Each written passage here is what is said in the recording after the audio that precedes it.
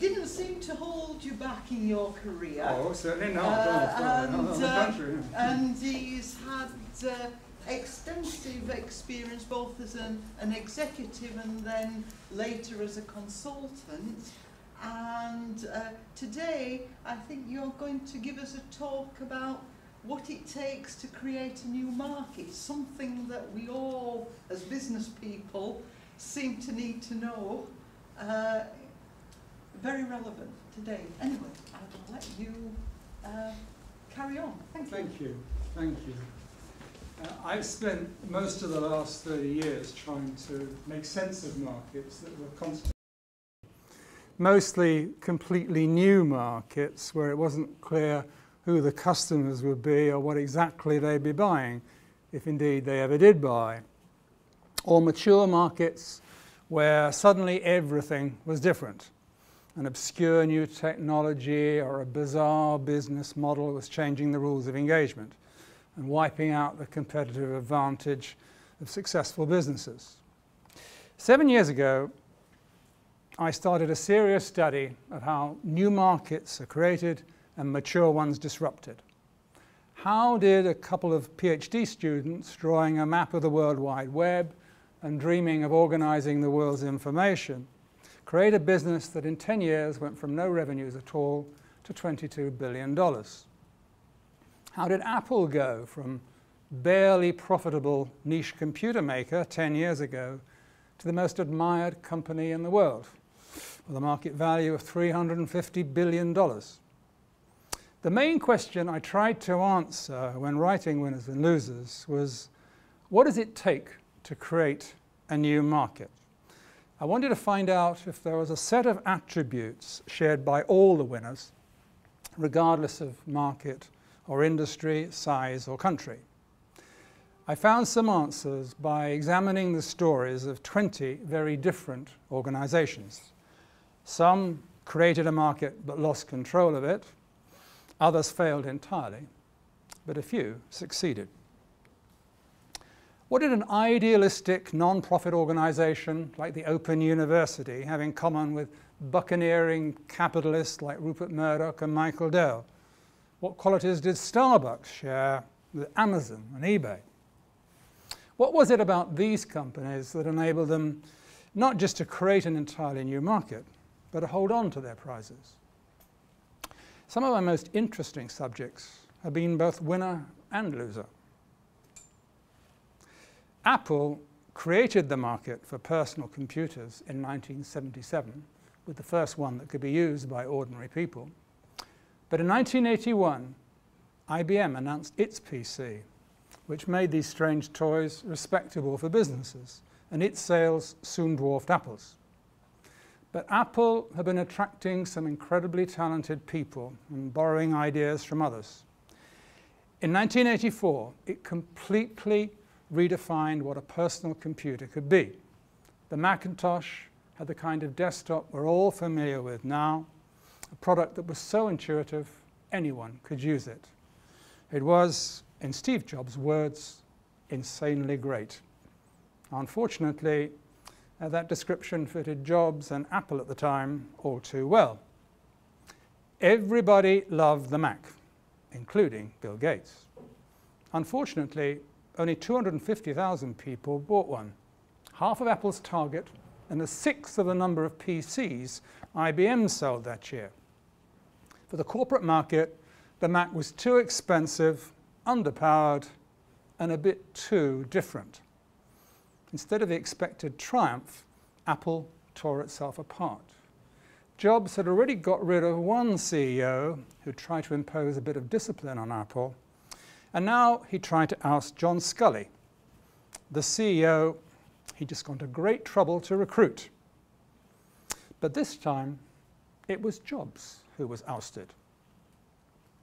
Sculley made Apple profitable for a while by pricing at a premium, but he didn't understand the dynamics of technology markets. And Apple was soon marginalized by cheap clone PCs and the owner of the operating system they all used, Microsoft.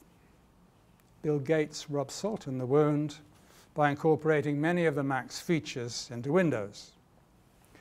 For most of the 1990s, Apple's sales were static, profits non-existent, and morale rock bottom. It looked as though the end was nigh, and in desperation, the board asked the infamous Mr. Jobs to come back. Jobs had learned a lot in his 12 years away, and he showed that he really was the man to give Apple back its soul. He presided over the launch of the startling new iMac, a smash hit with young consumers. Stunning laptops followed, a brilliant new operating system, and captivating consumer software.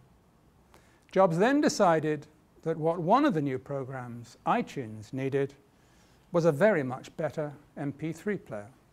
And so the iPod was conceived, a stunningly simple, beautiful object that let you carry all your favorite music around with you. It sold 300,000 in 2002, and then it became a social epidemic. 1 million in 2003, 2 years later, 38 million, and by 2010, a total of 300 million. No other player could get remotely close. And it transformed Apple's finances. In the early years of the decade, overall sales were less than 6 billion, and it was barely profitable. By 2007, sales had quadrupled to 24 billion, and profits were 3.5 billion. 2 years later, thanks to the iPhone, which was a mutation of the iPod, both had virtually doubled. In fact, by 2010, iPhone sales alone accounted for $25 billion. Companies with extraordinary capabilities can do extraordinary things, even when they seem on the ropes. The iPod is an archetype for how a new market's created or an established one transformed. It started with a radical vision that met a big market need. In terms of capacity, performance, design, and aesthetics, the iPod was something completely different.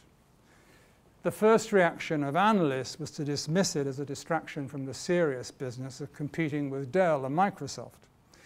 Sensible people always dismiss radical ideas. It built on Apple's unique capabilities in innovative design, technology, and marketing. Like Sony at its best, Apple was an organization optimized for innovation. Innovativeness was ingrained in its DNA. In new markets, capabilities are the single most important factor in success or failure. Distinctive capabilities are the things the organization does uniquely well, that differentiate it from its competitors. It was these distinctive capabilities that enabled it to make an immensely compelling proposition to customers.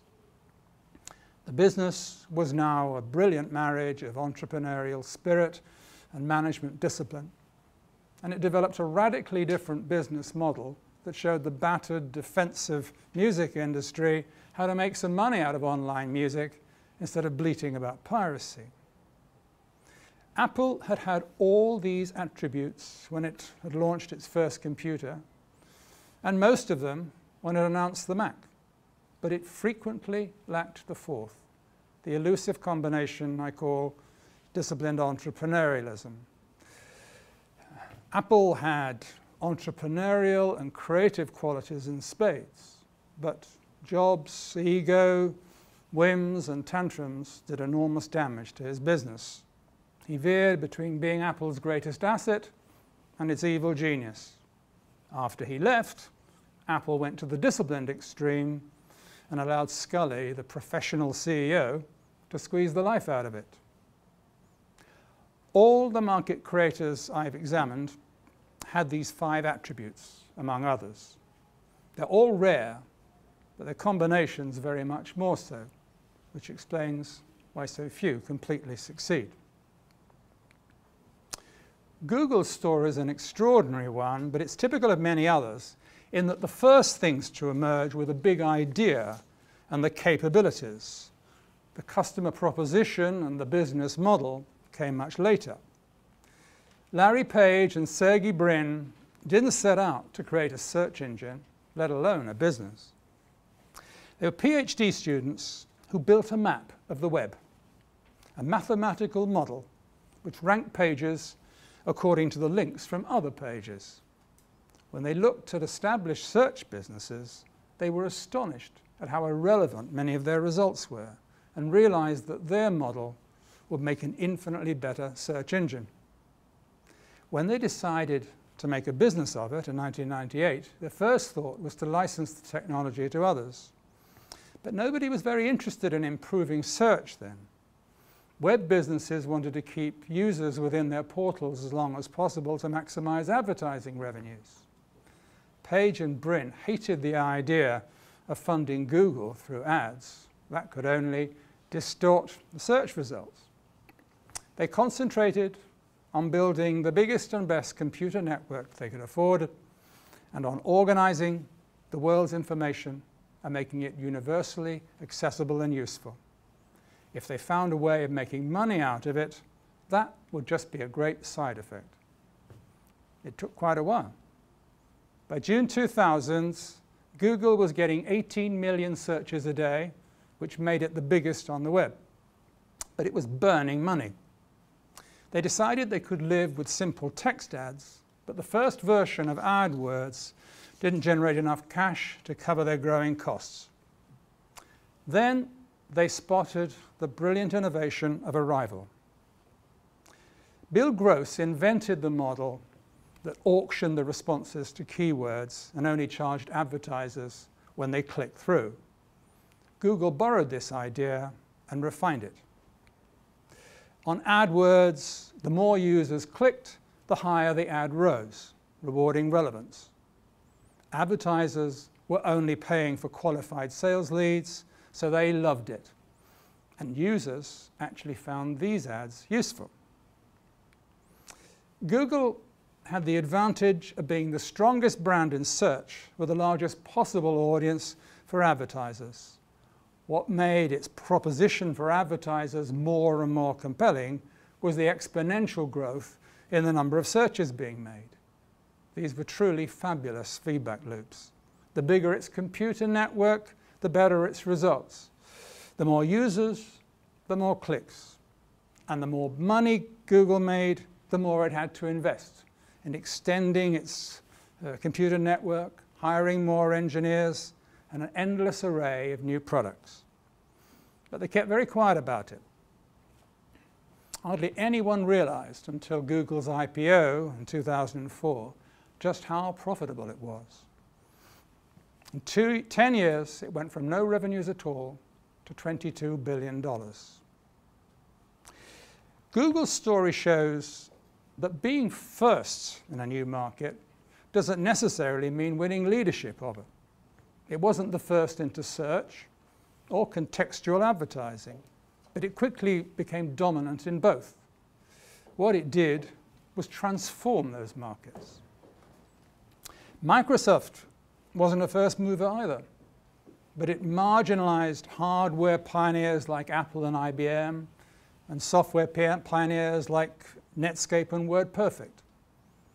First mover advantage was important for Amazon, though not CD Now, which it quickly overtook, mainly because being first enabled it to develop capabilities no other supplier could match and a strong brand.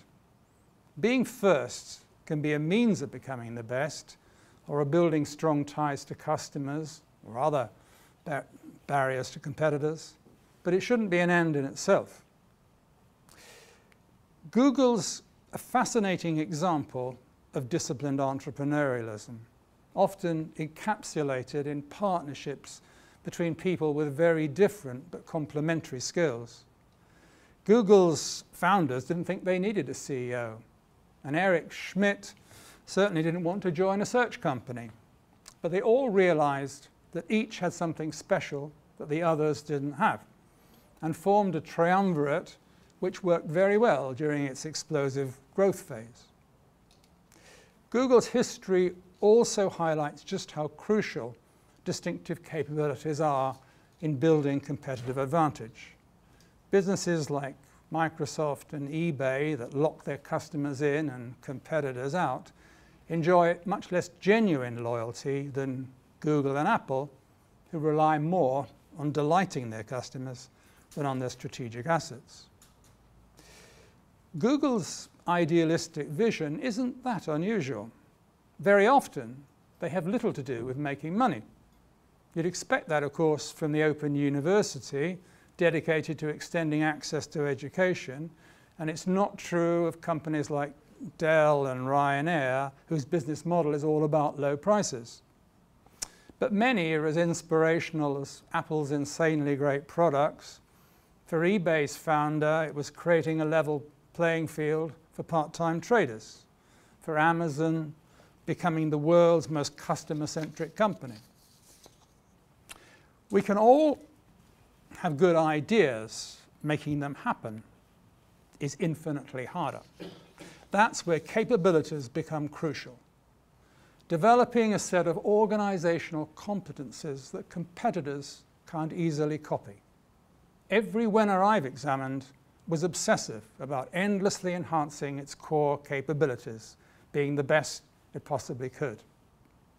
Distinctive capabilities are the core of most market creators' competitive advantage.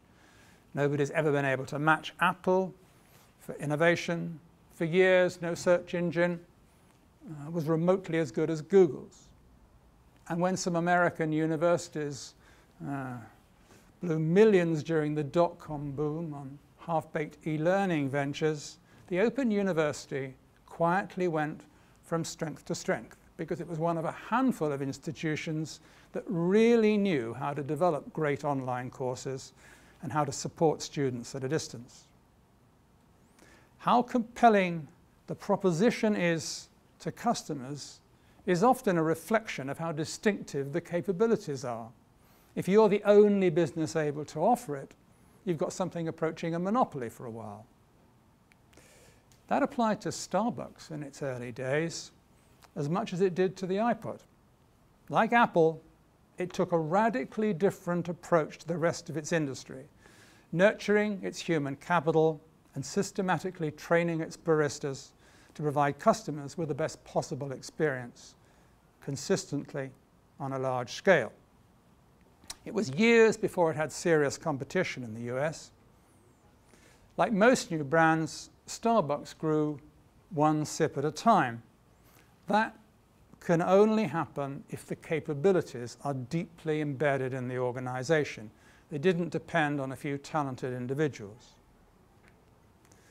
The customer proposition is the acid test for any new business, any new product. I prefer this to value proposition because value is only relevant if you're saving the customer money, which of course Dell and Ryanair were. But Starbucks' proposition and Apple's are more about romancing the customer. They encapsulate what you want the brand to stand for. But most new businesses are like Starbucks in 1987. They don't have a brand yet. What you need is a reason for customers to try you and to commit to you. A story that's so compelling, you'll change the habits of a lifetime. You have to make them an offer they can't refuse. It's amazing how often businesses forget this fundamental marketing principle. The most spectacular failure during the dot-com boom and bust was Webvan, but its vision was truly revolutionary. It was going to reshape the retail landscape and make supermarkets like Walmart redundant. Louis Borders had already shaken up book retailing with a radical approach to managing inventory. He sold the Borders chain that still bears his name and dreamed up something infinitely more radical. Customers driving to supermarkets seemed a very cumbersome way of doing things when they could order online. His plan was to dispatch goods from enormous, immensely sophisticated distribution centers and deliver to customers' homes. The first back-end re-engineering of an entire industry.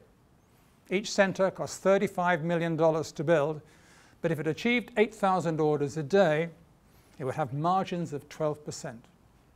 compared to supermarkets, measly 4.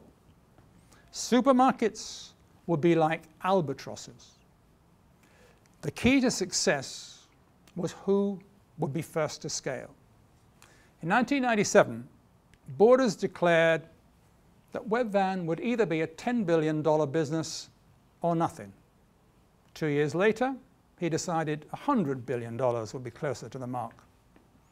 The right number turned out to be nothing. One problem was that supermarket chains were actually very efficient, as many a corner shop can testify. Borders grossly underestimated their capabilities and overestimated Webvan's. The other problem was that ordinary consumers didn't really mind going shopping, and the supermarkets had quite close relationships with them. So for most prospective customers, Webvan's proposition was rather feeble. To cover its enormous fixed costs, Webvan had to penetrate a mass market very quickly, but only a few customers really took to it. So its business model was a fantasy. When the stock market crashed in 2000, Webvan went bust and $1.2 billion went down the drain. The real albatrosses turned out to be the magnificent distribution centres. Yet these were very smart people. The main initial investor, apart from Borders himself, was Benchmark Capital, who backed eBay. It's interesting to compare Webvan with Amazon. Jeff Bezos' starting point wasn't a top-down plan, but his insight that an online bookstore could offer customers more choice, convenience, and lower prices than conventional shops. Technology and logistics were means to this end, not ends in themselves. Scalability was important. It enabled Amazon to continue to offer excellent service at high volumes. But its raison d'etre was a powerful proposition to customers, and it carefully developed and endlessly honed the capabilities that would enable it to do that. These success factors aren't confined to technology companies. They apply to every business I've examined, from Starbucks to the Open University, and even to Henry Ford's creation of a mass market for the motor car a century ago. Ryanair had them too. It wasn't a sudden meteoric success, and it wasn't at the cutting edge of innovation. It took a long time to achieve profitability and big volumes, but it certainly kept it up. Tony Ryan founded the original Ryanair in 1985, and it struggled until he hired an ambitious young accountant, Michael O'Leary, as his assistant, later CEO. O'Leary didn't see how Ryanair could ever be profitable until he spent some time with the real pioneer in no-frills travel, Herb Kelleher of Southwest Airlines. What Kelleher had discovered was that the key to profitability at low margins is keeping planes in the air longer than the 8 hours conventional airlines were managing. If you forgot about hubs and spokes and flight connections and concentrated on having planes take off half an hour after landing, you can achieve 12 hours a day. The refinement that O'Leary added was thinking of endless ways to cut costs and boost profits, from squeezing pilots' salaries to charging flight attendants for their uniforms and coffee. But the best one was incredibly hard-nosed negotiations with airports. Stansted was nearly dying when Ryanair made it its main hub, but it only paid Stansted £1 per passenger compared with other airlines $16 at Heathrow. When O'Leary expanded beyond flights between Ireland and England, he was in a position to transform the economics of tiny airports all over Europe. thanks to regional development grants, he actually got some airports to pay Ryanair to fly to them. This is a very unusual business model. But O'Leary had been painstaking about building strong capabilities on the original routes and refining yield management techniques to maximize the average price per seat. By 1995, Ryanair was the biggest carrier between London and Dublin and highly profitable, and he was ready to start spreading his wings across Europe. Over the next 10 years, passenger numbers doubled every 3 years as Ryanair offered more and more routes at cheaper and cheaper fares. The fact that airports were miles from city centres put off business travellers, but most consumers took the deal. After 9/11, when people stopped flying for a bit, he slashed prices further, and it worked. In 2002, Boeing was in danger of going out of business. So O'Leary ordered 125 new aircraft at bargain basement prices. By 2005, Ryanair was flying to 95 destinations and was the most profitable airline in Europe. These 5 success factors aren't the only ones. There are 3 other attributes of market creators besides those I've concentrated on that I haven't discussed some time, and because they're better known, and they apply to most successful new businesses. You might wonder whether Ryanair really qualifies on concern for customers, but O'Leary takes a rather narrow view of the customer experience. For a business like his, it boils down to flights that are on time and low fares, and mostly he delivers. All 8 success factors for market creators are necessary rather than sufficient conditions for takeoff. External factors also have to be favourable. The most important one, of course, is latent demand. That's what determines whether and how fast the business takes off. And as we've seen, luck plays a part. Let's consider now what constitutes a new market. Suppliers are meeting a significant customer need that wasn't previously being satisfied. The extent of this need is the main determinant of how large the market becomes.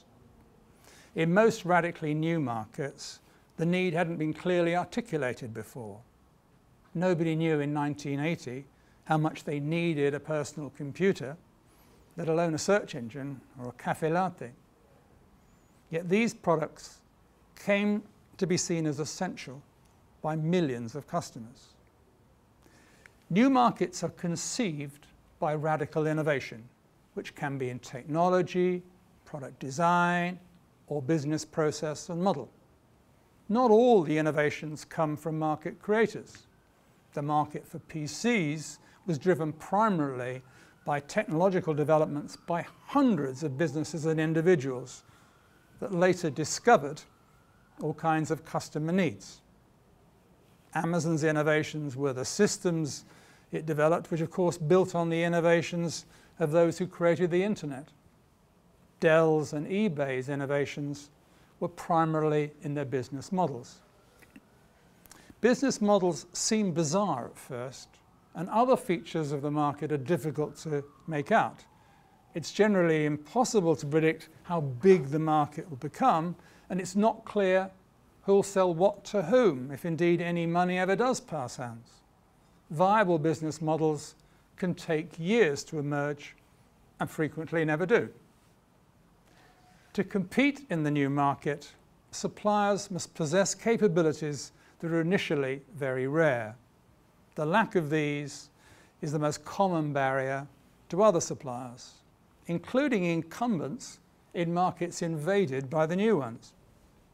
Typewriter manufacturers couldn't compete with PC makers, nor small shops with the prices and choice offered by supermarkets. Mail order companies, on the other hand, found that they already had many of the capabilities to be effective online retailers.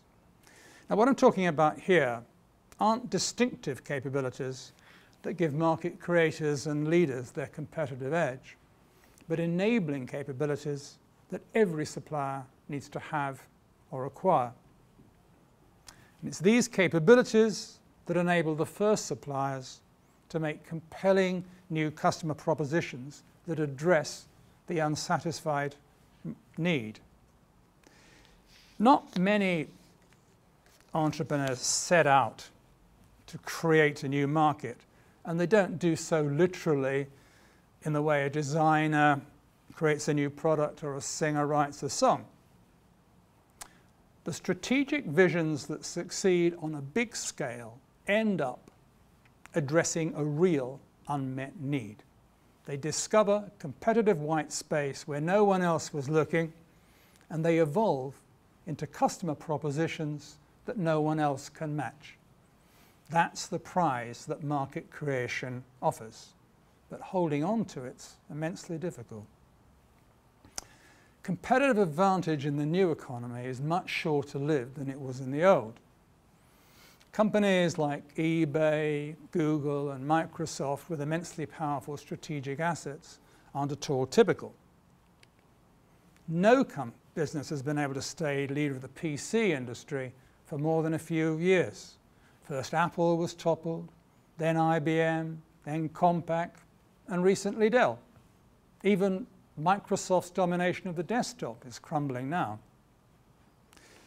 The fundamental challenge that faces every business, from the mighty corporation to the corner shop, is how to make sense of and adapt to apparently sudden changes in the competitive climate.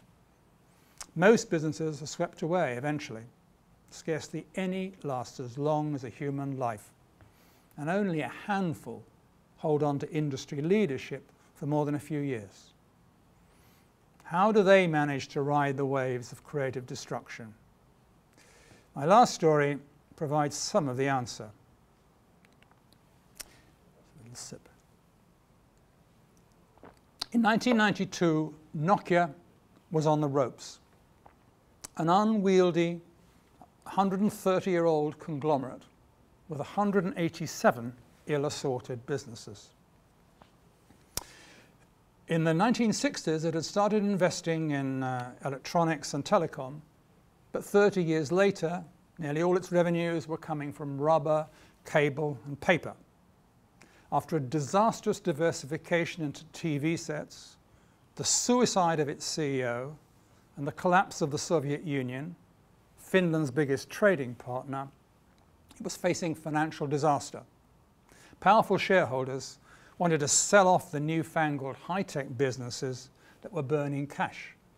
But the board decided to appoint as CEO the man who just imposed some order on the chaotic mobile phone division.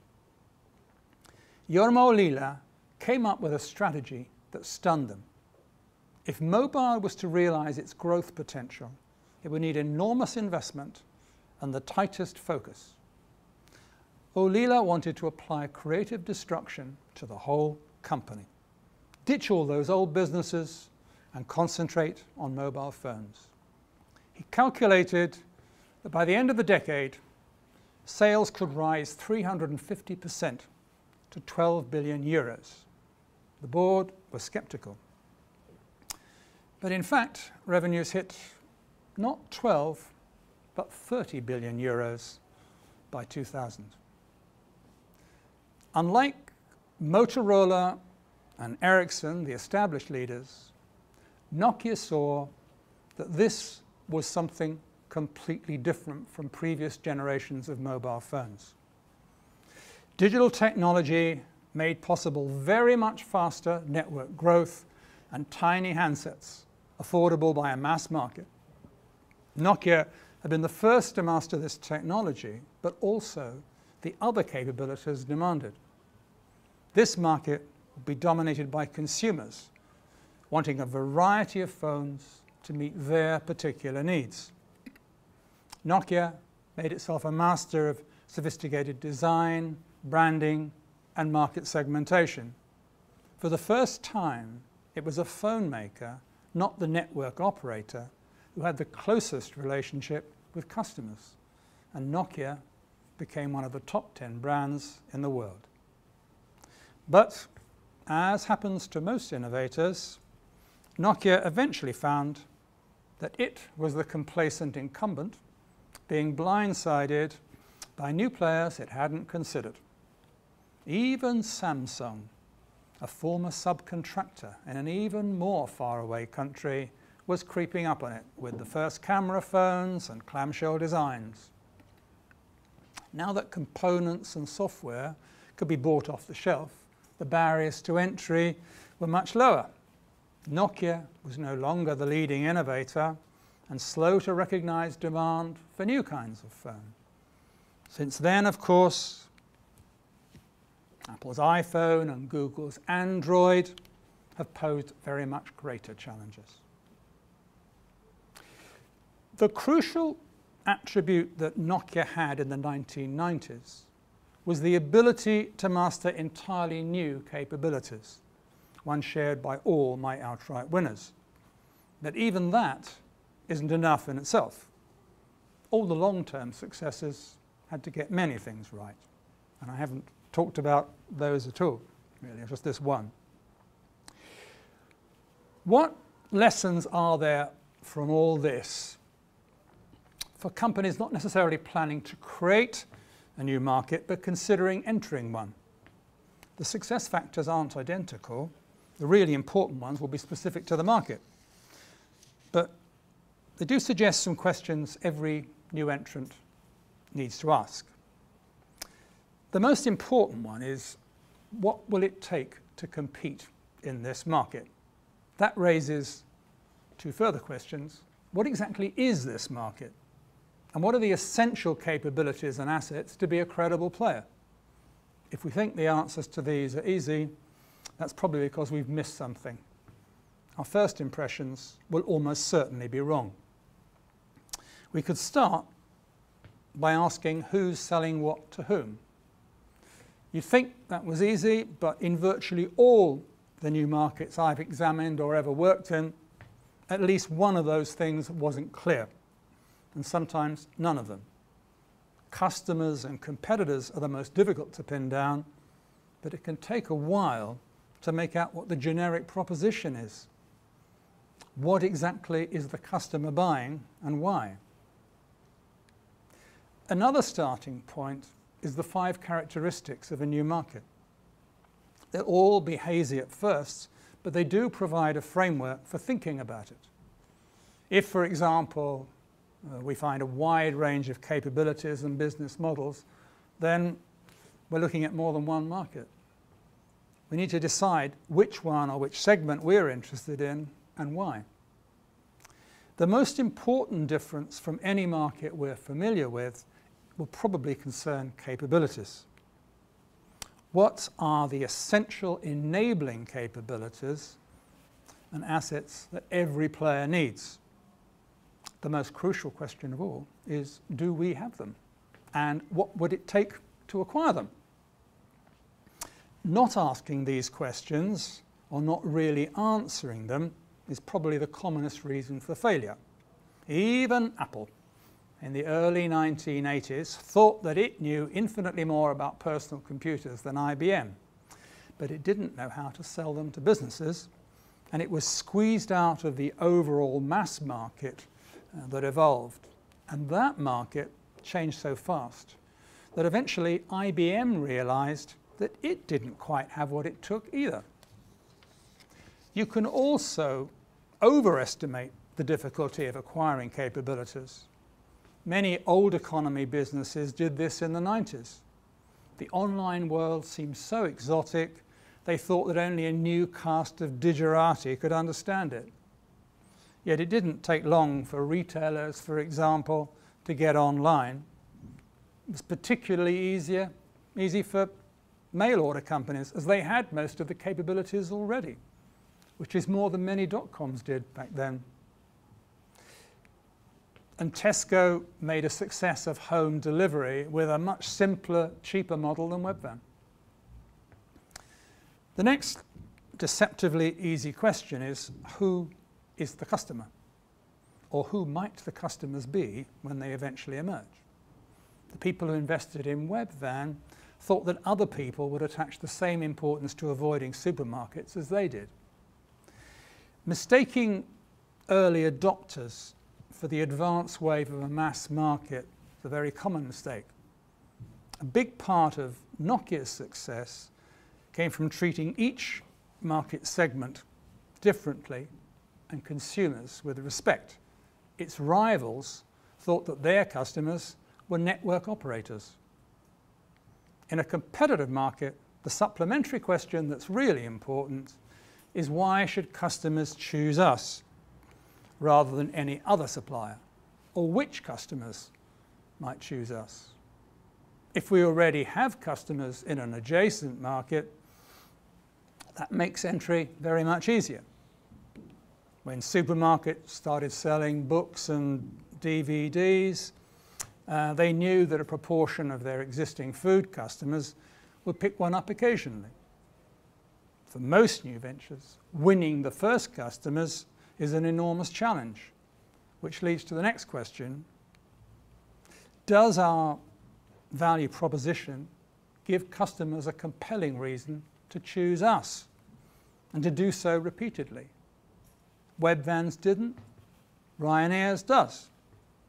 It's not a delightful experience, but it's cheap and reliable. So even though we all moan about it, we keep coming back. That's the acid test. They have to come back. We only have a business if they come back again and again. There has to be a reason. The safest and simplest one is exceptional value. But that requires capabilities and economies of scale that most new companies don't have. Amazon and Ryanair are textbook cases of how to build capabilities with a clear value proposition always in mind. Technology companies can have a tough time with customer propositions. Major innovations like the PC and the mobile phone started as solutions looking for problems. They took a long time to discover benefits for customers, but it wasn't the technological pioneers who benefited. Customer propositions are infinitely more important than mushy mission statements. The most fundamental questions for any business are, what exactly do we have to offer customers, and why should they choose us? Another challenging question is how to balance entrepreneurial spirit with management discipline. Creativity without discipline means products don't get delivered on time and costs run wild. But too much efficiency and focus can stifle experimentation and crush the creative spark. It's an incredibly difficult balance that very few firms really manage for any length of time. Brilliant entrepreneurs are often prima donnas. They need people around them who'll complement them, make things happen, people they'll listen to. That's why partnerships have played such a crucial role in the birth of great entrepreneurial firms like Apple, Sony, Microsoft, and Google. The next question is one that successful organizations frequently fail. Who will be our most formidable competitors? And this is the difficult bit. How do we measure up? None of us like facing up to our weaknesses, and strong organizational cultures can make it almost impossible. They reinforce intellectual rigidity and block out dissent. The more successful they've been in other fields, the more likely they are to think they're invincible. All the companies I've studied that came to grief underestimated their rivals and overestimated themselves. Apple versus IBM. IBM faced with clone PCs and Microsoft. Sony blundering into Hollywood.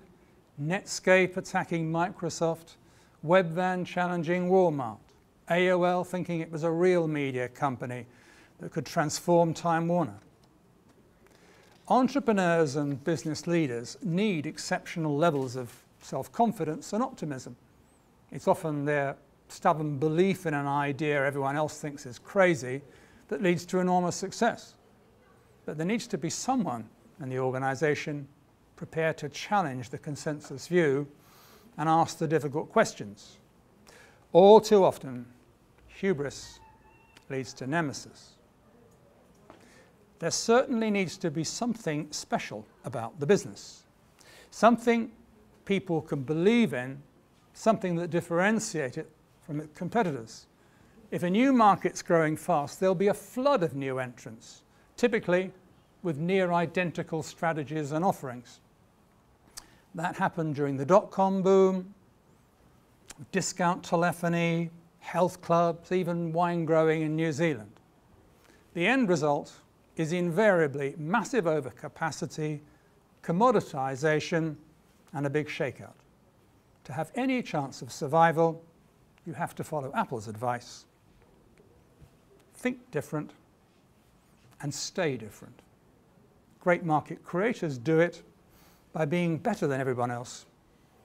That's the best strategy if your capabilities are truly distinctive. And you can keep them distinctive. And some companies have strategic assets like brands, customer relationships, or exclusive rights to technology or content. Entirely new ventures don't generally have these advantages, so they need to think of other ways of being different. It doesn't have to be one big thing. It could be dozens of little ways of providing better service or being memorable.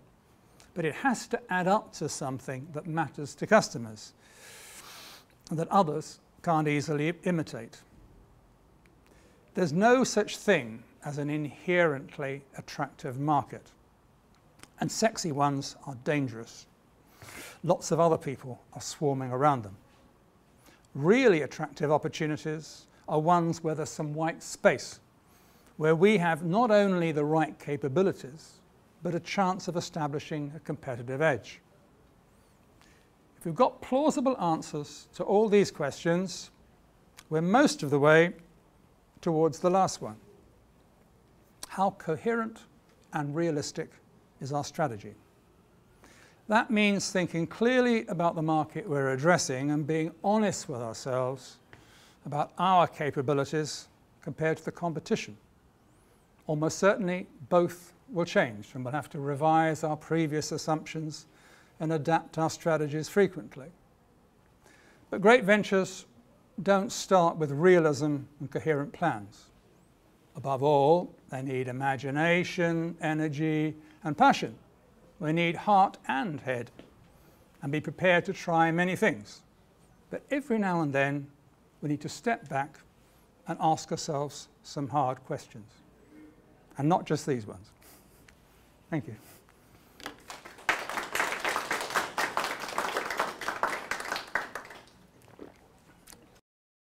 Anyone like to ask the first question? Yes, sir. How do you spot the triggers to create the disruption? I beg your pardon, how do we spot the triggers? To create the disruption. Well, what do you mean by triggers? Like, how do you know that there's going to be a new cycle? Like, before I read it. Well, you don't have to know. There will be. That's it. It's just, it will happen. It's inevitable. I mean, it's a question of time. I am utterly convinced that this happens in every industry sooner or later. The cycle might last a century, or it might last 6 months. But it applies to every industry. I mean, there are industries, if you take an industry like retailing that's been around forever, think how many times it's been transformed, probably even in your lifetime.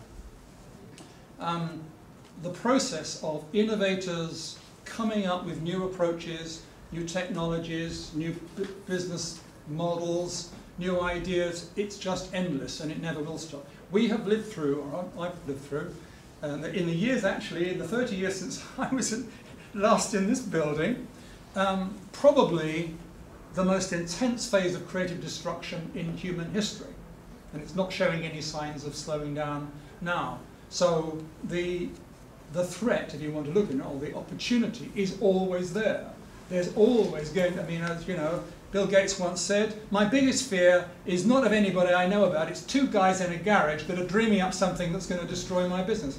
And he's dead right, but everybody should be as paranoid as he was. One of the things you said is about being the best. Yes. I disagree with that. If that's, you can be the best, if you lack some of the other factors. Well, I think that what I said was for everybody being the best you possibly could. But even then, you have to have others, because you mentioned about Google. Google was not the best, but they were the best at implementing the idea. There was a better search engine, but they were second, and they never got there, and they're now pretty much out. Who's that? Teoma. It became Ask. It became Ask, but if you actually look at the technology was better, but it was more expensive, and the computer power at the time wasn't right for it. A bit like Boo. Well, sure. You've got to get your timing right, and there's a large element of luck in that. It was certainly massively better than the incumbents at the time, the Alta Vistas of this world, and it came at a time when the web was growing very, very fast, and it established itself. So yes, timing is very, very important. But aiming at anything less than the best, I would suggest, is dangerous. But I mean, you know, how many businesses or how many people could aim to be as accomplished as Google? Very few. But being the best you can seems to me to be a good principle in life generally, regardless of whether you create a market or even a business. And I think it's frequently underestimated, because it is true that many technologies succeed, and many products succeed, and many standards succeed that are good enough, in the phrase. And I will put Google a bit higher than good enough, personally, but so we can debate that. You also need to keep that being better than everybody else, because if you don't, Google's share in the States has gone from like 90% down to 6%, 60%, and it's starting happening here.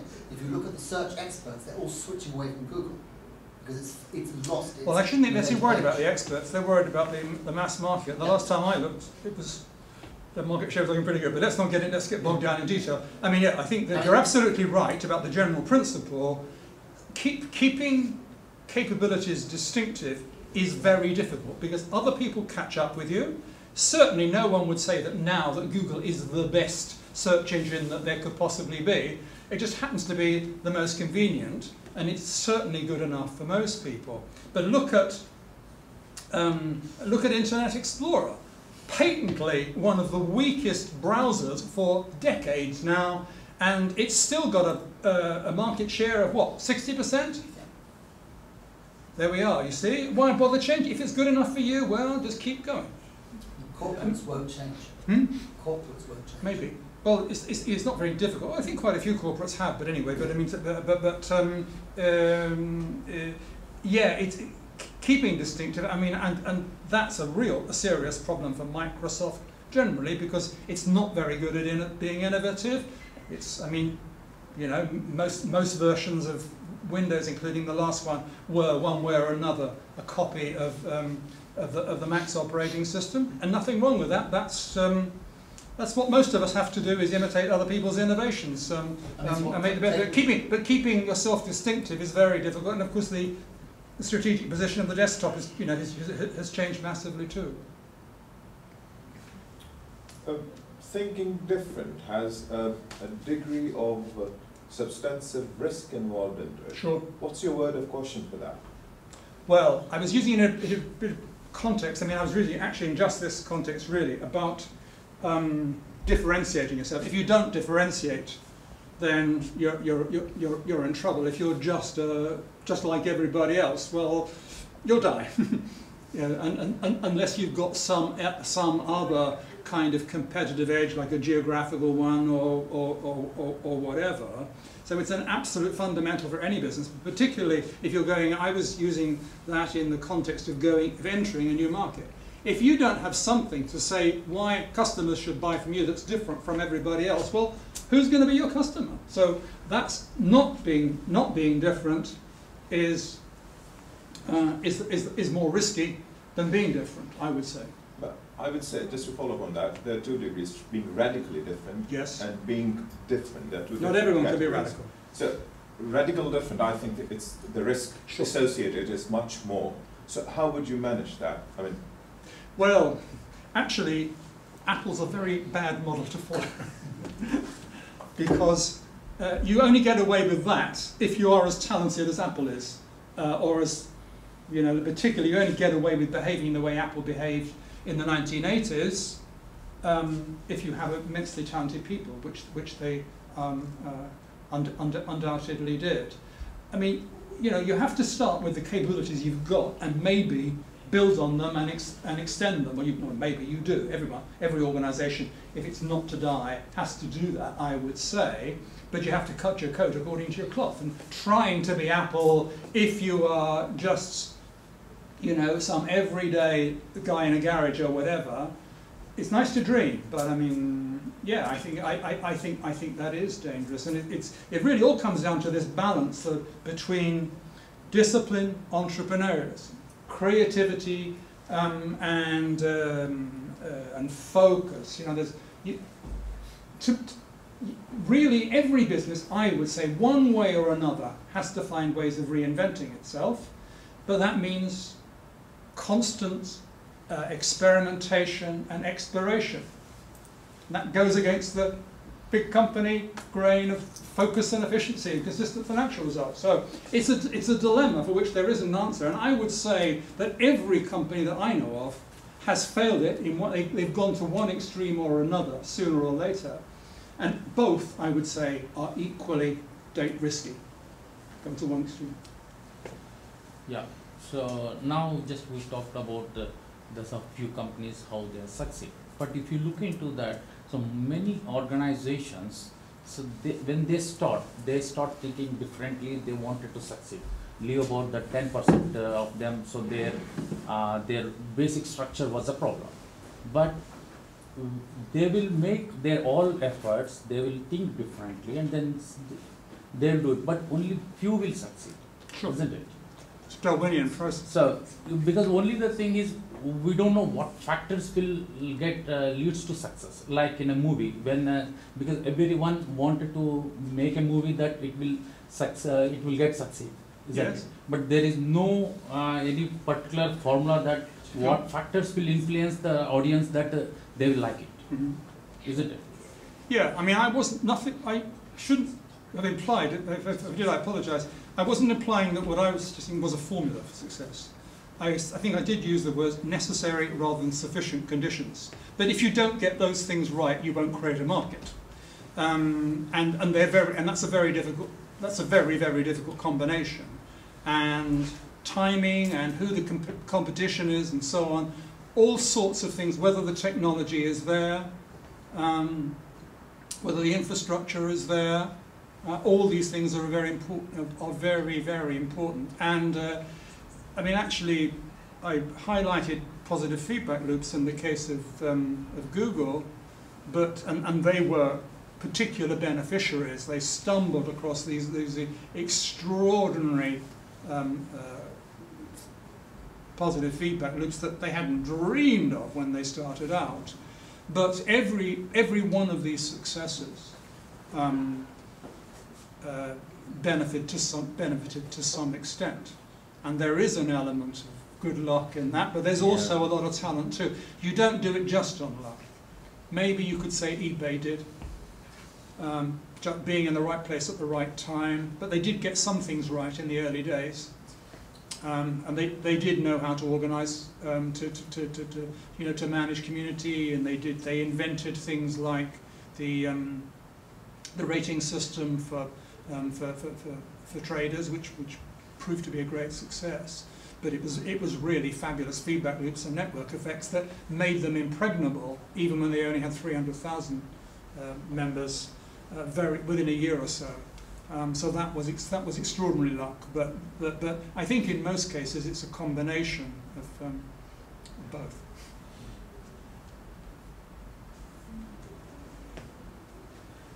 I think you mentioned about most of the technology companies and particularly software or manufacturers. So there's not, or you mentioned something in between, which probably it's more related to regulated markets.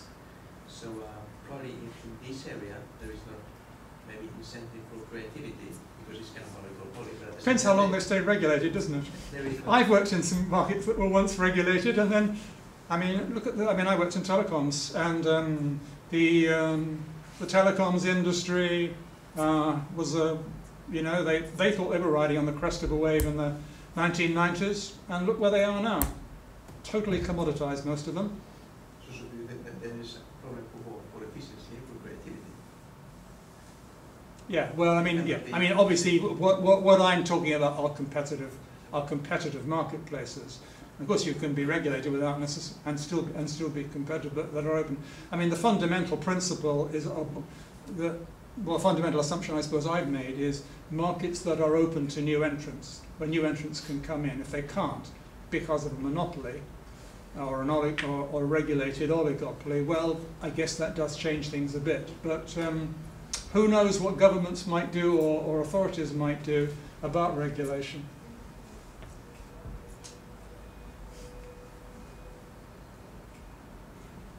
Would anyone else like to? Good. I was so glad. I was so glad when I saw we had half the audience was female, and now we have our first question. Companies that I've discussed, apart from Nokia, were startup businesses at fairly recent times. Well, that was the theme of my book. Was how new markets are created and established ones disrupted, and I've mainly talked about the creative process today.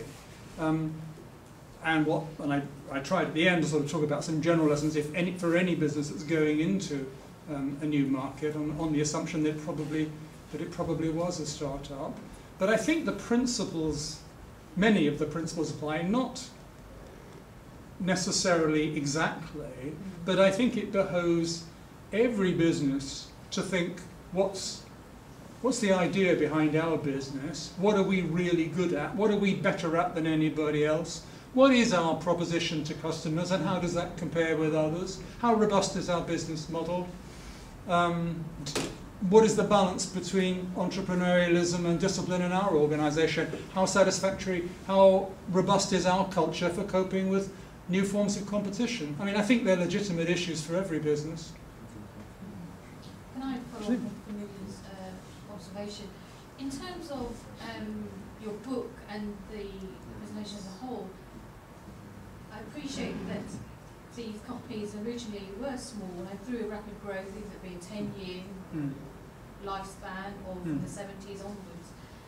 During the course of your research and your study, did you focus on any element of the smaller the entrepreneurs that had failed but aren't widely known? You touched upon a few that may have progressed and had a trickle effect and enabled other companies to develop it further and become a viable product. But what about those failing entrepreneurs who didn't ever reach? Did you need to touch upon those areas at all, or to understand to understand the success? Do you have to understand the failings and the localised markets, opposed to venturing out into the international market?